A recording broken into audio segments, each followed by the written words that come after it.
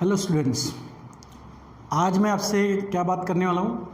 Organic compounds के बारे में आपसे बात करने वाला हूँ। ऑर्गेनिक कंपाउंड्स को हमने इसके पहले लेक्चर में कहाँ तक लाया था कि ऑर्गेनिक कंपाउंड कहाँ से बनता है? It is obtained from living organisms, यानी प्लांट और एनिमल। इन लिविंग ऑर्गेनिज्म से जो कंपाउंड बनते हैं केमिस्ट्री में, उसको हम क्या कहते हैं? ऑर्गेनिक कंपाउंड कहते हैं। So these are the derived from living organisms. ये शुरुआती डेफिनेशंस हमने लिखी थी, ठीक है। लेकिन ऑर्गेनिक कंपाउंड को अच्छे से समझने के लिए फिर से देखो एक बार कि बर्जेलियस हाइपोथेसिस में, ठीक है, बर्जेलियस हाइपोथेसिस, इसमें बर्जेलियस ने क्या कहा था ऑर्गेनिक कंपाउंड्स के बारे में? उसका पहला मानना ये था कि organic compounds are obtain by nature, ठीक है। ये हमें नेचर से मिलता है, मतलब लिविंग ऑर्गेनिज्म से मिलता है। सो ऑब्टेन फ्रॉम लिविंग ऑर्गेनिजम्स, ठीक है, ये ठीक रहेगा। ऑब्टेन फ्रॉम लिविंग ऑर्गेनिजम्स, ठीक है, लिविंग ऑर्गेनिजम्स। दैट मीन्स इसमें कौन आते हैं? प्लांट और एनिमल, ओके। सबसे पहला हाइपोथेसिस किसका? बर्जेलियस का। इसका कहना था कि ऑर्गेनिक कंपाउंड जो होते हैं, these are obtained from the living organism, that means plant and animal. यहाँ से इनको डिराइव किया जाता है। और दूसरा इसका कहना ये था कि organic compound is not prepare, ठीक है, इनको हम नहीं बना सकते, नहीं बनते हैं। कैसे? नॉट प्रिपेयर्ड बाय आर्टिफिशियली, ठीक है, नॉट प्रिपेयर्ड आर्टिफिशियली, इसको हम खुद नहीं बना सकते, ठीक है। Nature mysterious force operated in plant and animal, मतलब कुदरती देन है कि प्लांट और एनिमल से, लिविंग ऑर्गेनिज्म से ये कंपाउंड बनते हैं और इनको हम आर्टिफिशियली नहीं बना सकते, ओके। इनको हम लैब में नहीं बना सकते, आर्टिफिशियल नहीं बना सकते। लेकिन इसके हाइपोथेसिस को झूठा कर दिया। किसने किया? वो था ओलर, ठीक है, ओलर सिंथेसिस। ओलर ने क्या किया?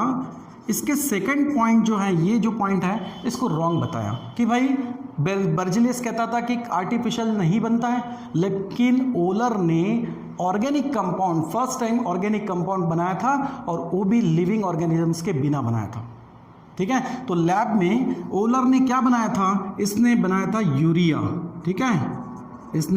ओलर ने फर्स्ट टाइम लैब में क्या बनाया? यूरिया बनाया था, ओके, जो कि ऑर्गेनिक कंपाउंड है। लेकिन इसको बनाने के लिए उसने इनऑर्गेनिक सब्सटेंस को यूज किया था। अब इनऑर्गेनिक सब्सटेंस क्या होता है?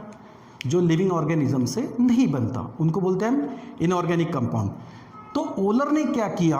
ऑर्गेनिक कंपाउंड बनाया। ये एक्चुअली क्या है? ऑर्गेनिक कंपाउंड है।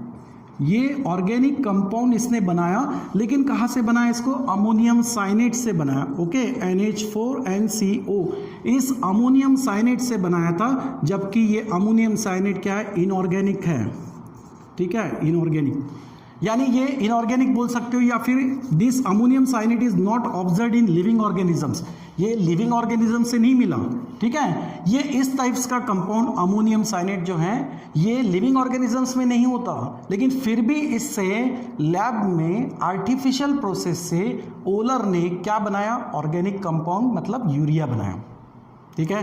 तो बर्जेलियस का कही तो एक जो उसने सेकंड बात कही थी, ये क्या हुई? झूठी साबित हुई। ओलर ने बोला कि ऐसा नहीं है, हम इसको आर्टिफिशियल बना सकते हैं, ठीक है। इन 1828 ये डिराइव हुआ। 1845 में कोल्बे जो था, कोल्बे ने क्या किया?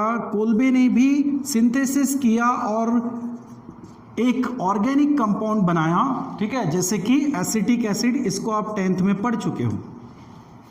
एसिटिक एसिड को इसने डिराइव किया, ओके। और कहाँ से डिराइव किया? इसको भी इनऑर्गेनिक सोर्सेस से डिराइव किया, इनऑर्गेनिक सोर्स, ठीक है। इसको भी आप बोलोगे इनऑर्गेनिक सोर्स। इनऑर्गेनिक सोर्स से इसको बनाया। किसको बनाया? एसिटिक एसिड को। एसिटिक एसिड एक ऑर्गेनिक कंपाउंड है, लेकिन ये ऑर्गेनिक कंपाउंड डिराइव कहाँ से हुआ? इनऑर्गेनिक सोर्स से डिराइव हुआ, जो कि लिविंग ऑर्गेनिज्म में नहीं होता। तो इसका मतलब कि बर्जेलियस के हाइपोथेसिस को उसने एक उसका जो कहना था कि नॉट प्रिपेयर्ड आर्टिफिशियली, इनको झूठा साबित कर दिया। किसने? ओलर ने और कोलबेज ने। ठीक है, ओलर ने यूरिया को बनाया इनऑर्गेनिक सोर्स से। ठीक है, इनऑर्गेनिक सोर्स समझ गए, inorganic compound that's are obtain by non living substances. Non living substance से इनऑर्गेनिक सोर्स से ऑर्गेनिक कंपाउंड बना दिया। कोलबेज ने भी उसी तरह इनऑर्गेनिक सोर्स से सिंथेसाइज करके एसिटिक एसिड जैसा ऑर्गेनिक कंपाउंड बना दिया। तो फिर हम ऑर्गेनिक कंपाउंड किसको कहेंगे? ये भी कहना ठीक नहीं है कि लिविंग ऑर्गेनिज्म से जो बनते हैं, जो मिलते हैं, उन कंपाउंड्स को हम ऑर्गेनिक कंपाउंड कहेंगे। ओके, ये भी ठीक नहीं होगा, क्योंकि लिविंग ऑर्गेनिज्म से अगर बनता होता तो फिर ओलर्स को ये नहीं मिलता, वो कोलबेज को एसिडिक एसिड बनते हुए नहीं दिखाई देता। फिर क्या होगी प्रॉपर डेफिनेशन ऑर्गेनिक कंपाउंड की? किसको कहेंगे हम ऑर्गेनिक कंपाउंड? ओके, तो फाइनली ऑर्गेनिक कंपाउंड का डेफिनेशन जो है वो क्या बनता है? ऑर्गेनिक कंपाउंड किसको कहेंगे हम ऑर्गेनिक कंपाउंड? समझ में आया? लिविंग ऑर्गेनिज्म से जो ऑर्गेनिक कंपाउंड, लिविंग ऑर्गेनिज्म से जो कंपाउंड बनते हैं, इनको ऑर्गेनिक कंपाउंड शुरुआत में कहा गया, लेकिन उसके बाद जब हिस्ट्री देखी तो कहीं तो ये भी हुआ कि इनऑर्गेनिक सोर्स से भी ऑर्गेनिक कंपाउंड बन रहा है, नॉन लिविंग सब्सटेंस से भी लिविंग ऑर्गेनिजम्स देने वाले कंपाउंड बन रहे हैं। तो फिर ऑर्गेनिक कंपाउंड क्या होगा? इसको कहना इतना ठीक नहीं होगा कि भाई लिविंग ऑर्गेनिज्म से जो बनते हैं वो कंपाउंड्स हैं ऑर्गेनिक कंपाउंड, नहीं। तो फाइनल डेफिनेशन क्या होगी? फाइनल डेफिनेशन ये होगी ऑर्गेनिक कंपाउंड की कि दैट कंपाउंड, ठीक है, दैट कंपाउंड्स, ऐसे कंपाउंड जिसमें खास तौर से क्या हो, that compound containing carbon and hydrogen as main element. इसमें मेन एलिमेंट जो होंगे वो कौन होंगे? ऑर्गेनिक कंपाउंड्स में कार्बन और hydrogen. So compound containing carbon and hydrogen as a main element, इसमें मेन एलिमेंट होंगे और इनको ही बोलते हैं हाइड्रोकार्बन। इनको क्या कहते हैं? हाइड्रोकार्बन। और इसको आपने 10th में पढ़ा है, alkane, alkene, alkyne, these are the hydrocarbon. तो ऑर्गेनिक कंपाउंड्स यानी वो होंगे जिस कंपाउंड में कार्बन और hydrogen as a main element करके होंगे, लेकिन इनके अलावा समटाइम्स, इनके अलावा क्या हो सकता है? समटाइम्स अलोंग विथ क्या क्या हो सकता है? ऑक्सीजन हो सकता है, इनके साथ साथ नाइट्रोजन हो सकता है, सल्फर हो सकता है, हैलोजन हो सकते हैं। हैलोजन यानी जैसे कि क्लोरीन, फ्लोरीन, ब्रोमीन या आयोडीन, लाइक दिस, ऐसे भी एलिमेंट इनके साथ हो सकते हैं। तो ऑर्गेनिक कंपाउंड का मतलब क्या हुआ? The compound containing carbon and hydrogen as a main element. ठीक है, अगर सिर्फ कार्बन और हाइड्रोजन हो तो उनको हम हाइड्रोकार्बन कहेंगे, यानी इनमें क्या होते हैं? अल्केन, अल्कीन, अल्काइन, ये हाइड्रोकार्बन हो गए। लेकिन कभी कभी ऑर्गेनिक कंपाउंड्स में कार्बन और हाइड्रोजन के साथ साथ कुछ और भी एलिमेंट्स दिखाई देते हैं, और ये जो आते हैं कार्बन और हाइड्रोजन के साथ जब आते हैं तो उनको हम कहते हैं derivative of hydrocarbon, derivative of hydrocarbon. ठीक है, अब ये डेरिवेटिव क्या होता है ये आप आगे मैं आपको एक्सप्लेन करते रहूँगा, तब धीरे धीरे आपको समझ में आएगा। लेकिन एक बात के लिए डेरिवेटिव बोल देता हूँ, डेरिवेटिव यानी होता है रिप्लेसमेंट। आज के लिए इतना कि डेरिवेटिव यानी क्या समझोगे? रिप्लेसमेंट, उसको हम आगे डिटेली पढ़ेंगे। तो ऑर्गेनिक कंपाउंड का फाइनल डेफिनेशन क्या हो गया भाई? A compound containing carbon hydrogen as a main element, इसको हम हाइड्रोकार्बन भी कह सकते हैं, sometimes along with the other element like oxygen, nitrogen, sulphur, halogen, like this, जिसको कहते हैं डेरिवेटिव ऑफ हाइड्रोकार्बन। अब मैंने क्या कहा? डेरिवेटिव ये होता है रिप्लेसमेंट। किसका रिप्लेसमेंट होता है? एक्चुअली हाइड्रोकार्बन से ही आगे बहुत सारे कंपाउंड बनते हैं। अब देखो एग्जाम्पल ही मैं आपको बताता हूँ। फॉर एग्जाम्पल CH4 की बात करते हैं, ये आपने 10th में पढ़ा है, ओके। CH4 को हम क्या कहते हैं? मीथेन। ठीक है, सवाल ये है क्या ये ऑर्गेनिक कंपाउंड है? डेफिनेटली है। क्यों?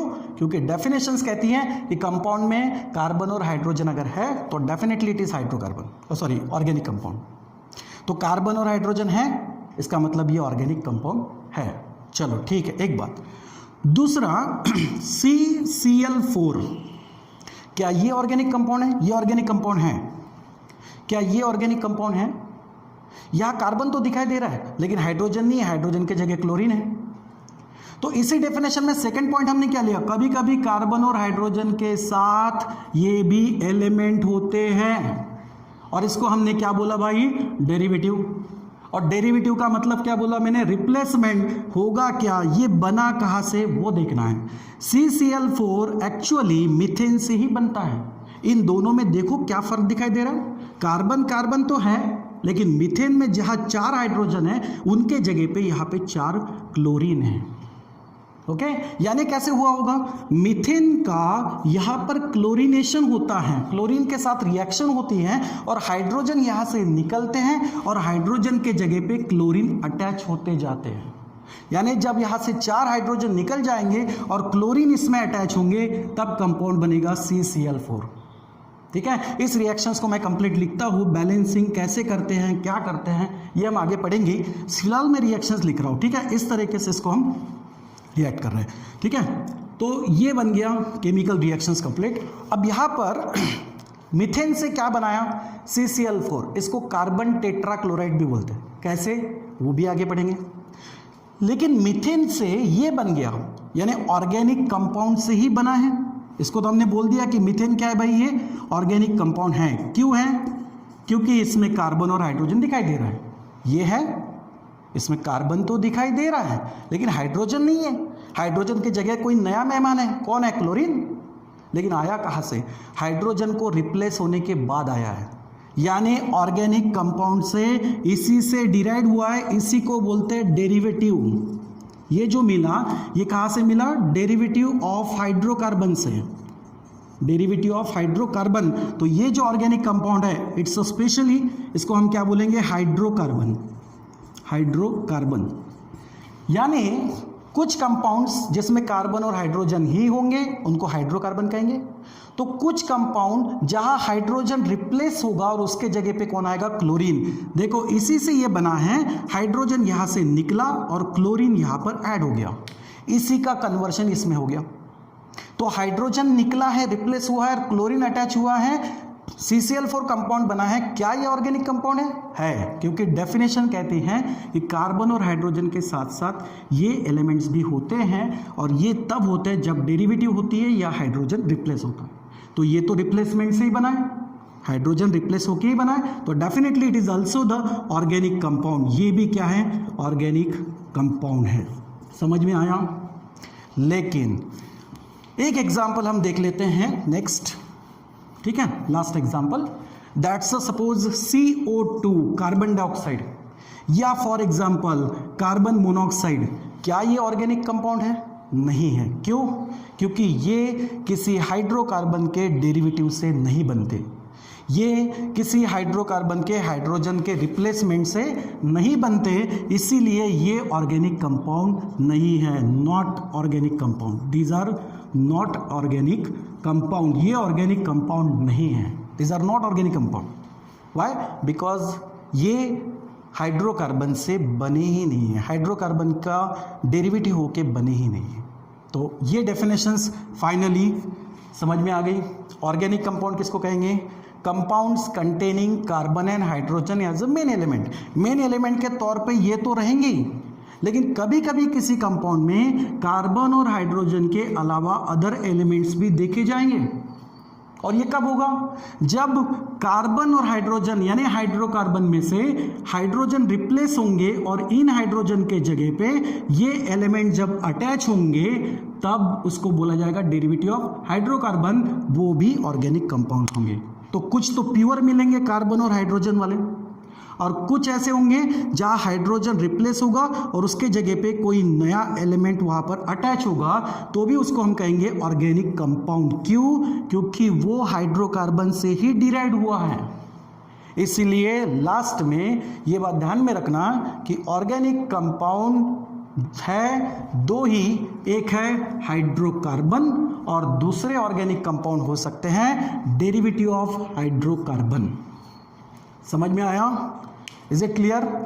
ठीक है, दो ही कंपाउंड्स ऑर्गेनिक कंपाउंड हो सकते हैं कि वो या तो प्योरली हाइड्रोकार्बन हो या फिर हाइड्रोकार्बन में हाइड्रोजन का डेरिवेटिव हो, रिप्लेसमेंट हो, तो उसको बोलते हैं डेरिवेटिव ऑफ हाइड्रोकार्बन। ये दो ही ऑर्गेनिक कंपाउंड्स हो सकते हैं। ठीक है, यहाँ तक क्लियर हुआ?